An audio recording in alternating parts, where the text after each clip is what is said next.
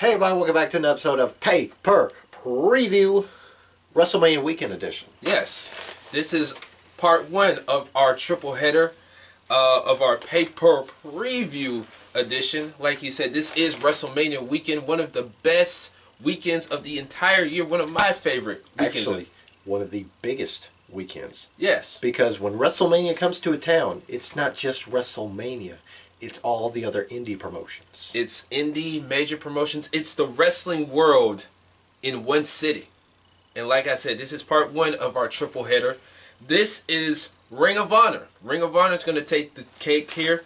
This is our preview of SuperCard of Honor. Now, looking at this card, this is a pretty stacked card. I mean, of course, we got Omega versus Cody. Bullet Club Civil War. Yeah. You got the 6-man tag team championships on the line. You got the semifinals and the finals of the Women of Honor Championship tournament, and this will determine the very first Women of Honor champion.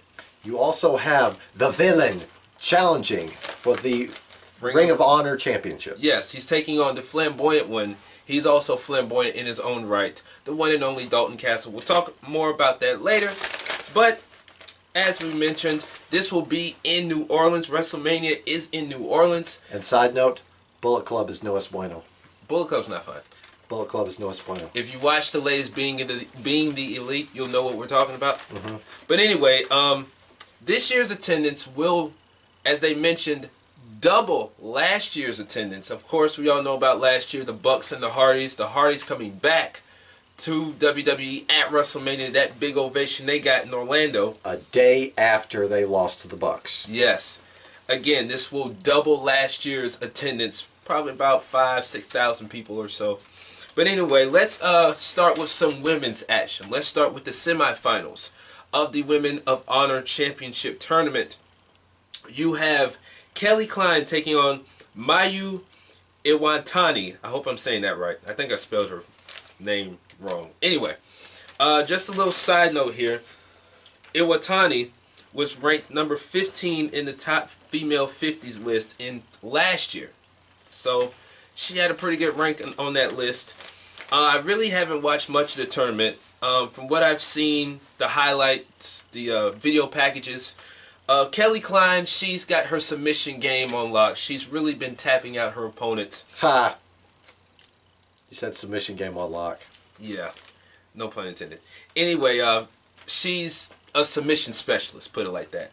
As far as Mayu, I think she wrestles for Stardom, if I'm not mistaken. But she's a really big star down there. I think this will be a pretty good match. This will be a fun little match. I'm going to go Mayu in this one. Who you got? Man, I don't know who these women are. Okay. So I don't know why. Just be honest, he watches more Ring of Honor than I do. Yeah, so I don't even know why I asked, but anyway. Hey, quick question. Their streaming service, does that have a weekly ROH TV on there?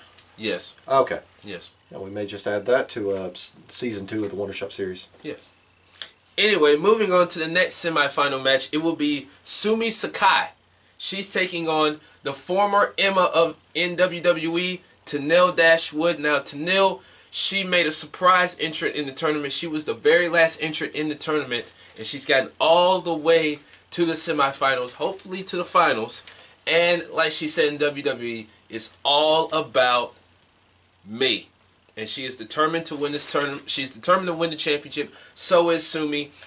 Sumi, another side note on her, she was ranked 20th in the PWI Female Top 50 in 2008.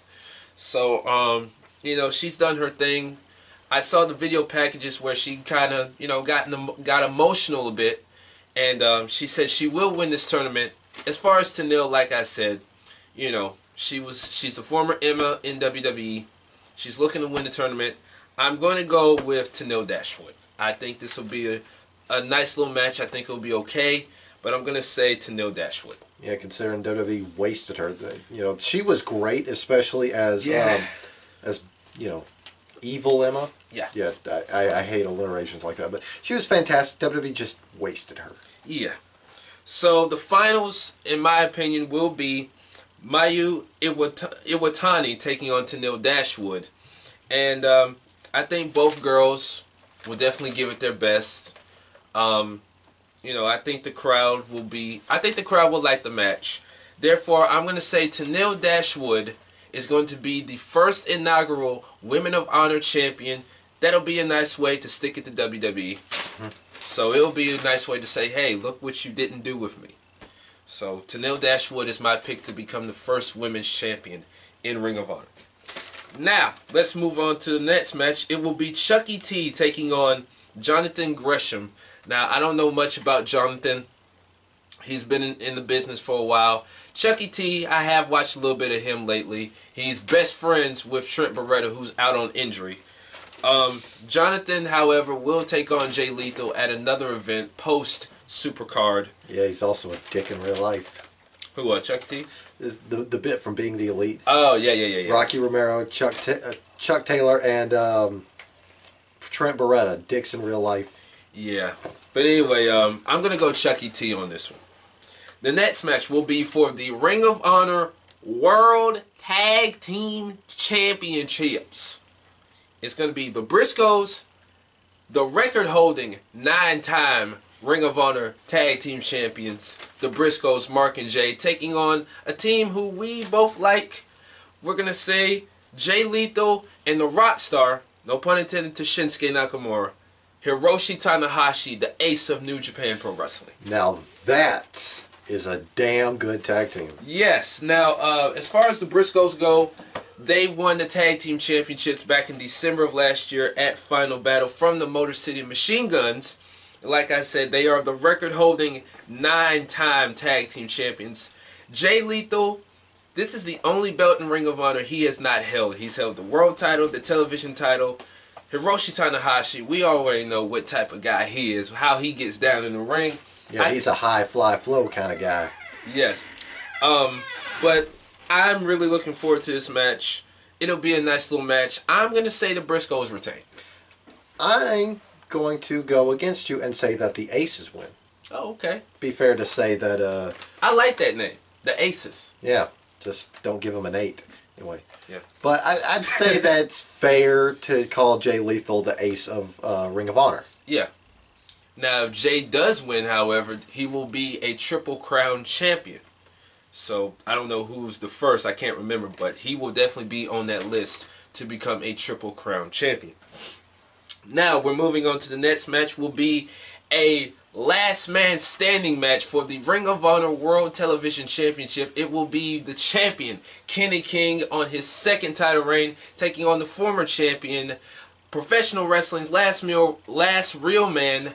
I almost said meal man. Professional wrestling's last meal man. I almost said that. Last real man. So he's on death row. No. I had to catch myself. Anyway, he's taking on Silas Young, who still has the best mustache in the business, bar none. Anyway. Well, I mean, it's hard for anyone to argue with that. It's just, his mustache is close to Rick Rude levels of greatness. Or Tom Selleck. Tom Selleck, definitely. Yeah. Anyway, these two have been back and forth at each other's necks for quite some time, for the past couple months. Like I said, Kenny King coming in as a champion. Silas looking to get his second title reign. I feel like, this will be a nice little match. I feel like, however, the advantage goes to the champion. I feel like the momentum is more on the champion's side. Not that I'm saying Silas won't give it his all, because he'll probably have the Beer City Bruiser. I was just about to ask. Yeah, he'll have the Beer City Bruiser watching his back. But I'm still going to say Kenny King walks into New Orleans as television champion. He'll walk out of New Orleans still your Ring of Honor World Television Champion. I'm going to go with the best mustache in the biz today. You're saying Silas? Yep. Okay. Alright, moving on to the next match. It will be Tomohiro Ishii. Yes, we have some New Japan flavor on this card, taking on... Hey, why not? He'll be taking on Punishment Martinez. Now, I haven't watched Punishment Martinez in a while. It's been a long time since I've watched him. I thought he was Punisher Martinez. Well, they changed his name. Oh. Yeah. But Tomohiro, representing Chaos, representing New Japan. The Stone Pitbull. Yes. This will be a good match. A nice little singles match. I'm going to say Punishment Martinez gets the victory over the Stone Pitbull. I mean, I've never seen Punishment Martinez, so I'm going to say Tomohiro Ishii. Okay. Now this match, this will be one of the highlight matches on the card. Oh, definitely. Representing Bullet Club. No es bueno. No es bueno. Hangman Page taking on one half of the Golden Lovers, Kota Ibushi. AKA the jackass star of the wrestling world. Yes. Moonsault off of a car holding sparklers. Yes. Forget about it. Forget about it. But anyway, you know, a lot of people will be, you know, this whole card is pretty good. I think this match will be great. Both, oh, no doubt. Yeah. I mean, Hangman can, can no hold pun his, intended, he can hang with the best of them. yeah, he can hold his own. Like he said, no pun intended, he can hang with the best of them. And Kota Ibushi is one of the best wrestlers in the world. Yes. So why not put those two clash of styles in the ring and just let them go at it? That being said, I'm going to take Kota Ibushi to get the victory. I'm picking Kota Ibushi with the hopes that that Hangman doesn't get pissed on. I mean, pissed off. Ugh. It's better to be pissed on than pissed off, right? I know, right? Yeah. Anyway, let's move on to the next match. It will be a ladder match for the Ring of Honor World Six-Man Tag Team Championships. It will be the team of SoCal Uncensored, Christopher Daniels, Scorpio Sky, thank you, and Frankie Kazarian taking on Flip Gordon and the Young Bucks. Now, if you haven't watched Being the Elite, Flip Gordon is still trying to get all in. I mean, at least he's not getting ribbed anymore. Yeah, yeah. Now the Bucks have held these titles before. They're looking to go on their third reign with another partner. Flip Gordon looking to get his first piece of Ring of Honor gold. As far as SoCal Uncensored, this is my first time watching them back at the Strong Style event. They seem like a pretty good team. I noticed on the video package they targeted Flip Gordon, and then the Young Bucks made the save. So therefore, these two came together, said, you know what, we're going to challenge for these belts. This ladder match should kick ass. Therefore, that being said, I'm going to say we're going to crown new champions. Seconded. I'm going to say Flip Gordon and the Young Bucks will become the new six-man tag team champions in that ladder match. This ladder match should not disappoint. Yeah, maybe they should create a new set of jerseys to retire. Yes, yes. The next match will be for the Ring of Honor World Title. The World Title. It's going to be the one and only Dalton Castle with his boys defending the Ring of Honor World Championship against the villain, Marty Scurll, who just came off that fantastic 5-star match at Sakura Genesis against Will Ospreay, despite the fact that these two tried to damn near kill each other. Now, you said earlier that both these guys are flamboyant. Let me point out that Dalton Castle is flamboyant. Yes. He's also fabulous, no homo. Yes. But the villain, Marty Scurll, he's not flamboyant. He's villainous. Yes. He's sinister. Yes. He's downright dirty. And besides that, his hair is gray from all this Bullet Club bullshit that they're going through. No homo, but I fucking love Marty Scurll. He is amazing. He's great on Being the Elite, but he's fantastic in the ring. Yes. I mean, both guys are fantastic. A lot of people, I guess I'm wrong when I say this, a lot of people are not really high on Dalton's title run, being he defeated Cody. Sometimes I do forget he's champion. Yeah, I thought he had dropped the belt a while ago. No. Because I haven't really heard anyone else he's defended against. Well, he defended against Jay Lethal. I know when they were in Japan a couple months ago, he defended it against Trent Beretta and the Beer City Brews in the Triple Threat. He took on Jay Lethal at one of the latest pay-per-view, at the 16-year anniversary show. Yeah. So I heard that was a pretty good match. But other than that, it's just, no offense to him, but he hadn't done as much as Cody. I mean, Cody was making headlines. Yeah. I mean, like I said, his title reign has kind of been under the radar. But I wouldn't be mad if Scurll won the championship. That would be a shocker, but I wouldn't be mad. Oh, I mean, yeah. Because both guys are great. Scurll's my pick. Yeah. But I feel like this match would, even if Dalton Castle retains, I feel like this match would inject new life into his title reign. Yeah, I'm going to say Dalton Castle retains. I say Skrull. Yeah, but it'll still be a good match, though. Bullet Club is no es bueno, but Bullet Club for life. But let's talk about the fucking main event. It is Cody versus Kenny. Bullet Club leader versus kind of sort of thinks he's Bullet Club leader. Now, let's rewind this. Let's set the picture up for you. Let's paint this picture. Going back to January 27th, I believe, when Kenny Omega, I almost said Kenny King, lost the United States Championship to Jay White in Japan. Oh, no, it goes back further than that. Yeah, I mean... It goes back to match number 2 of the Omega Okada series, where Cody tried to throw in the towel. Oh, yeah, Dominion last year. I remember that. I'm glad you brought that up. He tried to throw in the towel, but the Bucks stopped him. And then we fast forward a few months later, January, Omega loses the championship. Cody held the ropes for him, swerved him, hit him with the crossroads.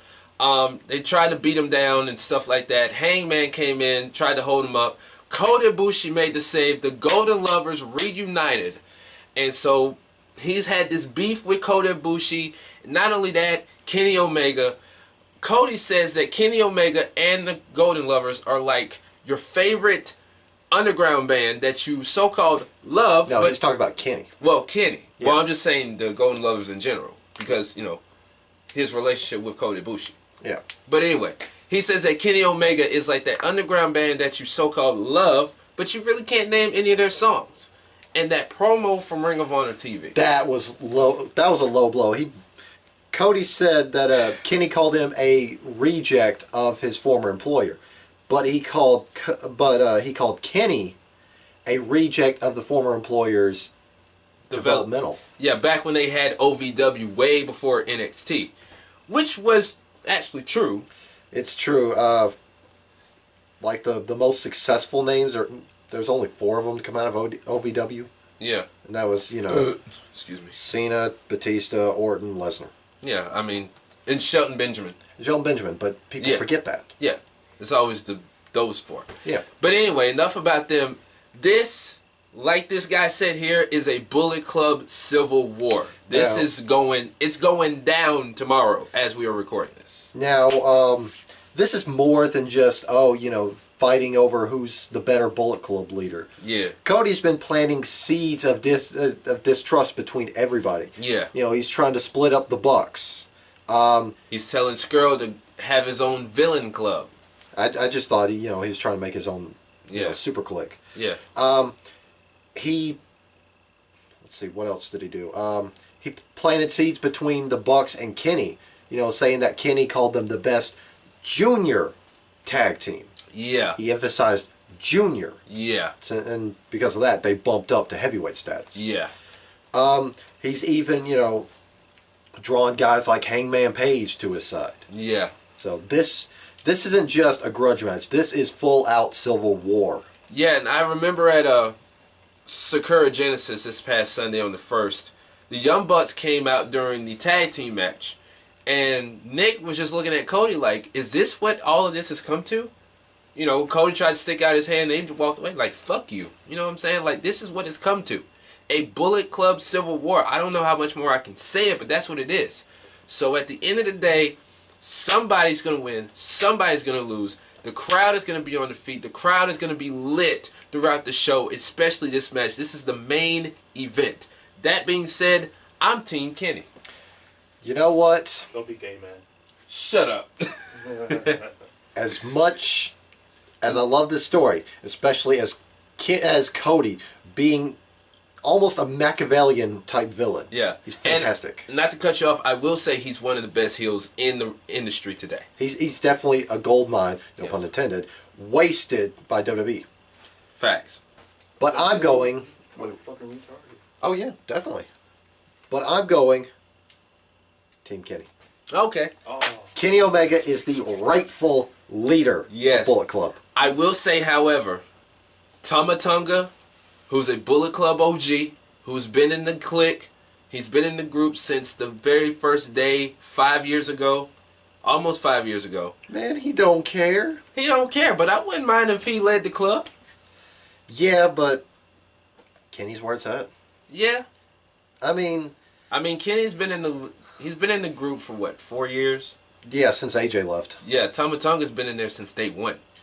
But Tama Tonga don't care. He's just Bullet Club for life. Yes, for life. But I feel like at the end of the day, there's going to be a vacancy in the Bullet Club. Yes, yes, yes. A big, fat vacancy. Now, I will say, like I was telling this guy, they have set up some matches for some upcoming New Japan events. 10-man tag, next month at Wrestling Dantaku. Golden Lovers, Bad Luck Fale, and G.O.D. on one team. And Too Sweet, that boy band, on the other team. Skrull, Page, Bucks, and Cody. I didn't think that was a real thing. Oh my God, that's Wait, that's actual thing. yes. It's on the latest Being the Elite. We gotta tell you more about it when we're done. In fact, we have to show you that episode. Okay, Yeah. I'm gonna see that shit. And they actually have a shirt that says Too Sweet, and the name of their album is called Sweet for You. We're not kidding, folks. We're not Watch Being the Elite. Pro Wrestling Tees has that shit on their, I think it's still on their website.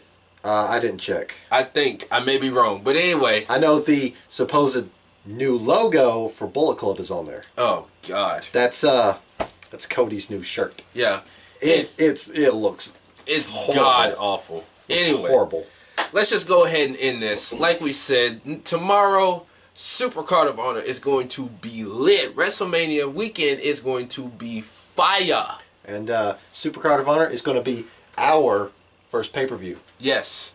Actually, my first pay-per-view, too. Really? Yes. I thought you've watched at least one Ring of Honor pay-per-view. I mean, not SuperCard of Honor. I watched some of the other pay-per-views, but never SuperCard Yeah. of I Honor. never watched the ROH. Yeah, that's what I was saying. Me and Malcolm have never watched an ROH pay-per-view. Oh. You've watched pay-per-views. Yeah, but what I'm saying is I've never, ever watched the SuperCard of Honor. I've heard about it and seen highlights. Okay, this will be your first SuperCard. Yes. But it's going to be mine and Malcolm's first ROH pay-per-view. It's Yes. going to be lit. We're even going to have to, delay watching TakeOver NOLA. Yeah. That'll be part 2 of our triple header. Yeah. Coming up later.